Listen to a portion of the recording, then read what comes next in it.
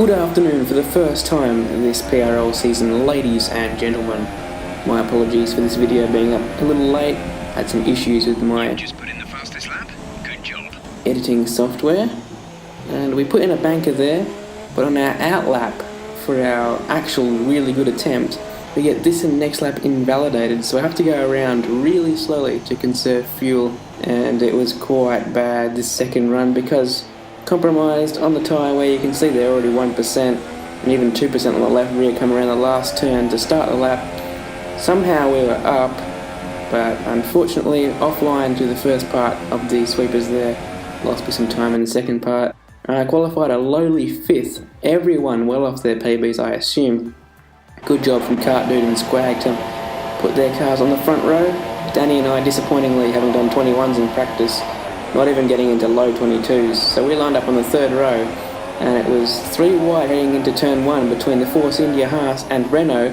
Some contact and Force 1 didn't seem to get a very good exit here, and we swept around the outside, making 2 positions up into third. Okay, that's a good start. Keep it up.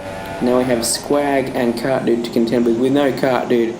We raced with him for seasons upon seasons. Very good at this track, but Squag, unfortunately for him, goes a little wide there and gifts us P2. As Danny retires from the race, our teammate is out. Unfortunately for her, she saw some lag in which Force 1 was certainly on her inside, and that caused her to crash out of the race. However, Force 1, as you may have seen there, just appeared in front of Kart Dude, shuffling us back to second and third, Kart Dude and I, obviously. And that was very surprising to both Kart Dude and I. Obviously, neither of us got a chance to defend from him. I was probably never ahead of him on his screen. We were all over Kart Dude, and I decided to make an early pit stop to try and undercut him. I knew I could get out in front of Dregler, who'd already pitted. Complete, go now. Only 1 stop to go. 1 stop left in this strategy. And I didn't account for how close it would be though. There is the Williams driver right behind.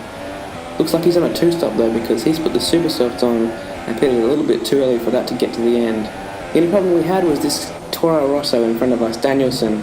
Very slow through the last sector on soft, and he braked a lot earlier than I expected. I tried to avoid him. I even spun back onto the track and collected Dregler, thankfully not damaging him, but we suffered too much wing damage to continue to the end as planned, and that would be the end of my challenge for victory, or indeed second place at the time, trying to pass Kart Dude in the Force India.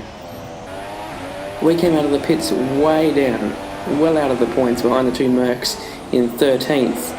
Not sure what happened to Crook, but he was behind us as well. The first Merc we tried to pass was V6 Turbo.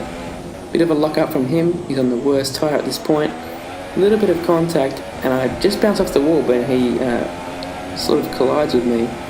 Unfortunately for him, he is out of the race. Very strange contact. The gap behind is 11.9 seconds. We had to get out of the throttle there to avoid his teammate. We could have lost another piece of our wing, and that could have been the end of our chance of points. Down the inside we forced the manoeuvre, not in any mood to wait. It was a little bit rude maybe, but thankfully he let me go. We set the fastest lap on the way to charging down this Red Bull. He lets me through, realising just how quickly I'd come up, I assume. In the pits you can see several cars who shovelled up to 5th at this point, and then 4th with Maznat, the car in 3rd. Dregler now on ultra softs, having come out behind us, really wants this 4th place, which could become 3rd if anything happens to any cars in front. He sends it down the inside at turn 3.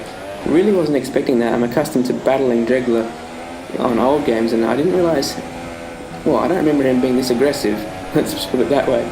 Either way, very close. I'm leaving him just enough space around the outside there, and he was not able to get the Williams around my Sauber there. Just look how close he is. The DRS getting him very close for this next DRS straight. This is the one that's really difficult to defend from. Oh, big collision. And that's allowed Craig by both of us.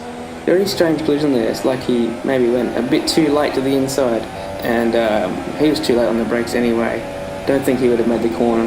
Unfortunately, collected me as well. He's gone for a move around the outside of Craig. That could have ended in disaster for both of them. Either way, I sweep around the outside. Once again, a little bit of contact from behind. Not sure which car that was. I assume it was Dregler because he dropped off the pace a bit, perhaps with some wing damage. HSV followed up to 4th, and unfortunately for Force 1, in that calamity, didn't quite get to see it, but he disconnected from the lead. Not sure how I salvaged a podium, but I'll take it. Maznat 2nd, and Kart Dude inheriting the lead after the Haas disconnected. So, roll on China. Hopefully we can have a better race there. See you guys then.